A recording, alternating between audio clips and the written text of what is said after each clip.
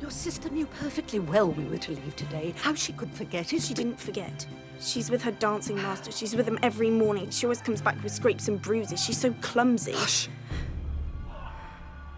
Go back to your room. Bar the doors. And do not open them for anyone you do not know. What is it? What's happening? Do as I told you. Run!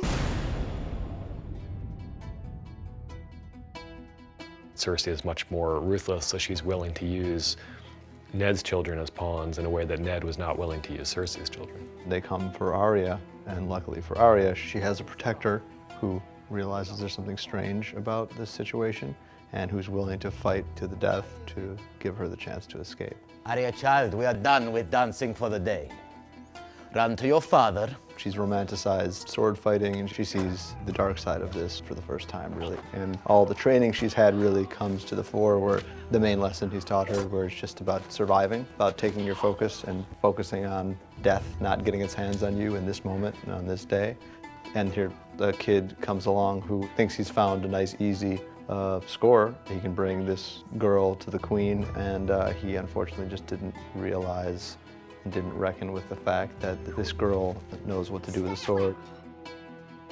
I think this season is kind of a series of nasty awakenings for Arya, for many of the characters. Please, Your Grace, there's been a mistake. Send for my father. He'll tell you. The king was his friend. You're just seeing Sansa on one side of the table, and then the four most heavy-hitting, underhanded double dealers in the world on the other side of the table. Sansa's being manipulated here to do the Queen's will. Sansa, sweetly, you are innocent of any wrong, we know that.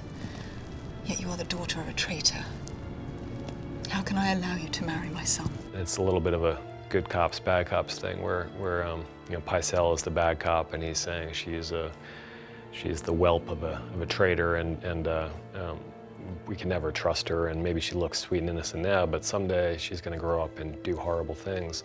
Whereas Littlefinger and Varys are saying, oh, but you know, come on, she didn't do anything. It's not her fault that her father committed these crimes, and she's a sweet young girl and still a good match for Joffrey. And the Queen is kind of pretending that she's listening to the council on both sides, when really they've always had this plan. Treason. They want Sansa to write this letter to Robb. Sansa wrote this. It is your sister's hand, but the Queen's words. You're summoned to King's Landing to swear fealty to the new king. Robb has had leadership thrust upon him at a time in his life when he's not completely ready for it. And this is the first real test of authority that he has when he has all of these older, more seasoned men who have nominal allegiance to his father.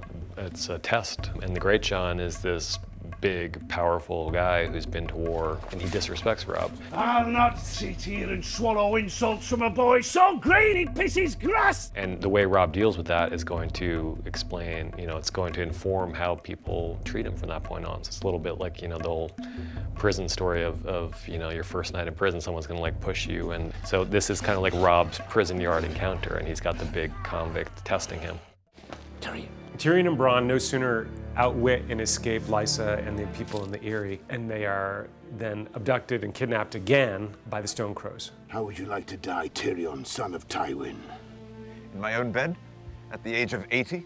Tyrion's someone who's always been a disappointment to his father literally from the moment of his birth. His mother died giving birth to him. From their point of view, this mother and wife that they loved died giving birth to this imp. You know, so they've never had much affection for Tyrion. Only Jaime, his older brother, really ever treated him with kindness. Time to meet my father. Tywin has always been really ashamed of him. And you see a bit of that when Tyrion returns, and Tywin had thought he might be dead, and he didn't seem particularly upset about the thought that Tyrion might be dead. The rumors of your demise were unfounded. Sorry to disappoint you.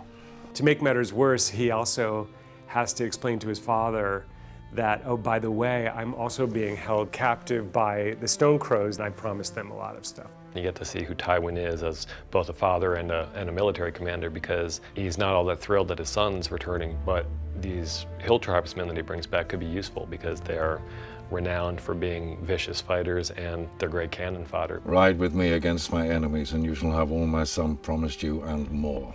Only if the half-man fights with us. Until we hold the steel he pledged us, the little lion's life is ours.